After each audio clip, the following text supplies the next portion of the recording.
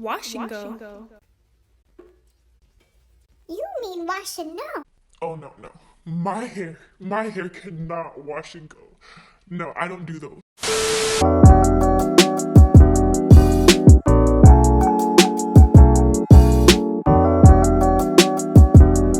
I used to think that I didn't have wash and go hair, or whatever that means. That's because when I first went natural, I did what everybody else did, which was watch all of the amazing type 4 gurus on YouTube.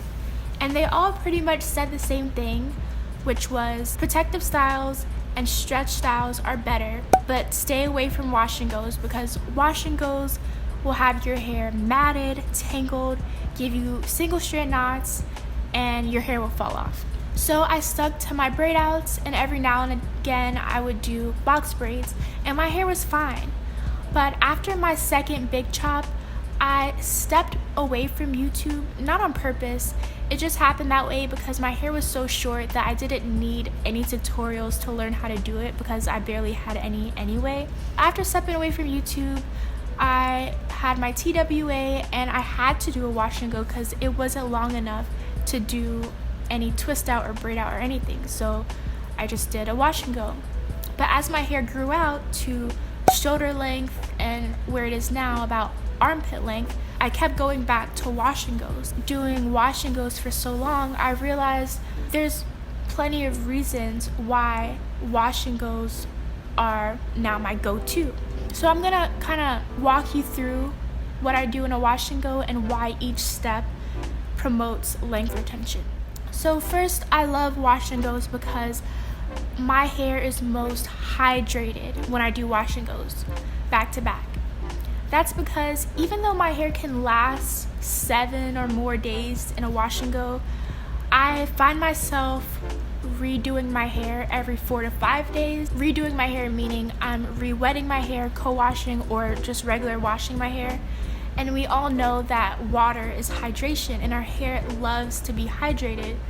And so with all of that hydration, my hair thrives. Washing my hair more frequently, I'm also stimulating my scalp more frequently under the water, which promotes hair growth because of the blood circulation.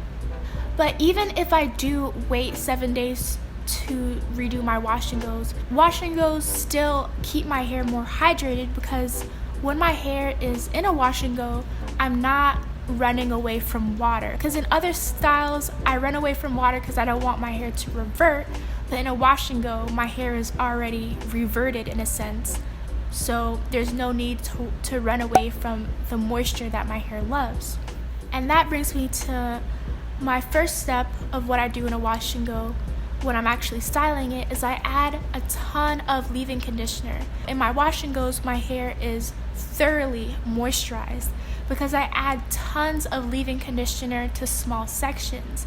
Now I do that because it brings out my curl pattern and it enhances my curl pattern, but as a result, I have thoroughly moisturized, intensely moisturized hair because I'm doing it on each strand all over my head.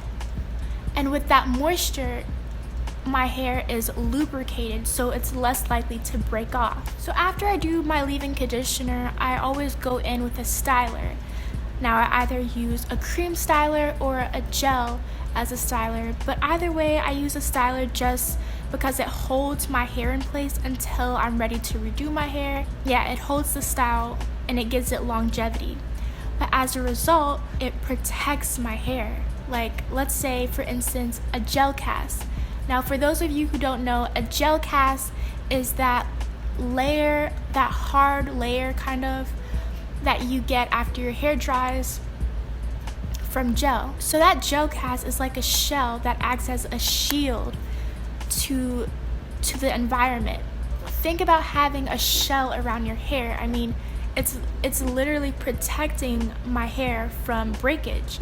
Even though I add a styler for the styler is actually protecting my hair at the same time. Once I'm done styling my hair, I move on to the drying process. Another reason why I love wash and goes is because it doesn't take me forever to dry my hair.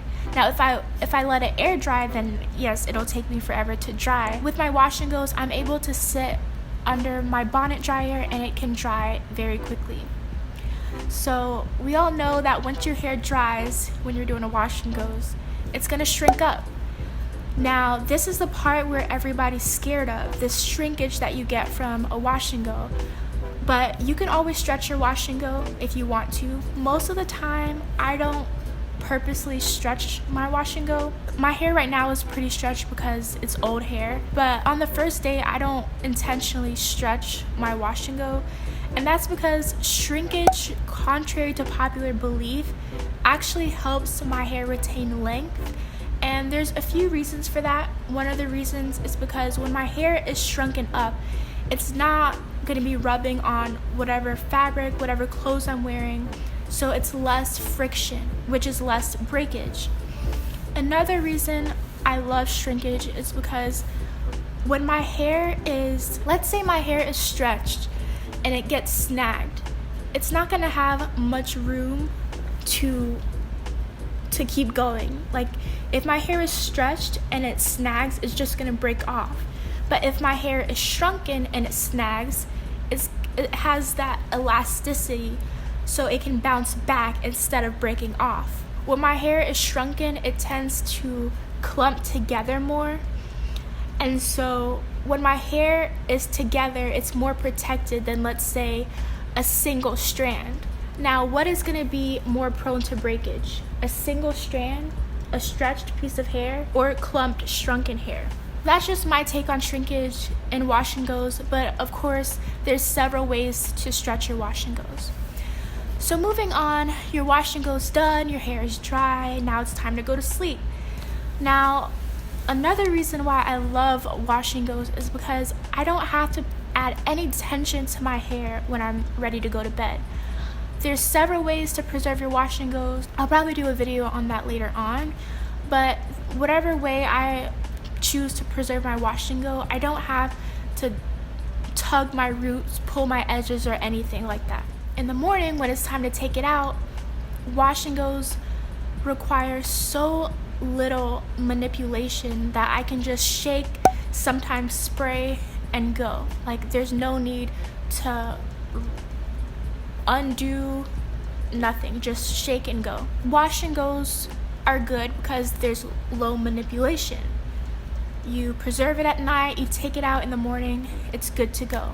Continuing to talk about low manipulation, you can also say that wash and goes require little manipulation because if you're washing your hair more frequently, then that means you're detangling your hair more frequently, and so you have less shed hairs that are trapped in your hair. Like I said, I can get away with waiting 7 to 10 days to do my wash and go, but there's always more tangles because of all of the shed hairs that gets trapped. Remember, our hair sheds like 80 to 100 strands per day. So imagine all of those shed hairs getting trapped and tangled in your hair. Well, with the wash and go, since I do it more frequently, I'm constantly getting those shed hairs out, so there's less opportunity for my hair to tangle. But like I said, waiting 7 days isn't bad either. So I basically just walked you through what I typically do during my wash and go and how each step contributes to length retention. So now I just want to talk about really quickly just overall why I love wash and goes regardless of the length retention. I love wash and goes because I feel most liberated wearing wash and goes, just because I don't really have to manipulate my hair to make it do something that it doesn't naturally do. And I can enjoy my hair being out and free without having to worry about a ton of breakage. I also love wash and goes because anybody can do wash and goes. It doesn't matter what texture you have. If your hair gets really defined when it's wet, or if your hair barely gets defined, you can still do a wash and go.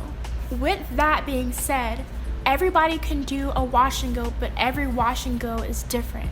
So if you have 3C hair, don't look at a 4C girl's hair and think your hair is gonna turn out like that, and vice versa. I think a lot of people don't like wash and goes because of the expectations that they have on them. So yeah, that's pretty much my take on it. I know wash and goes For some reason, I feel like it's controversial because there's a lot of people that actually hate wash and goes, but I really think it's trial and error. So yeah, I started my natural hair journey not thinking I can do wash and goes at all, to now noticing a big difference in the health of my hair from doing wash and goes. That is just my experience. For those of you who think that 4C hair cannot wash and go, I'm gonna link a ton of wash and go videos on beautiful 4C hair in the description box. So that is all. Please comment your thoughts. I know, but comment your thoughts anyway. I would love to hear them. Subscribe if you like, and like this video if you enjoyed. I'll see you guys in the next one. Elle Von's Essentials.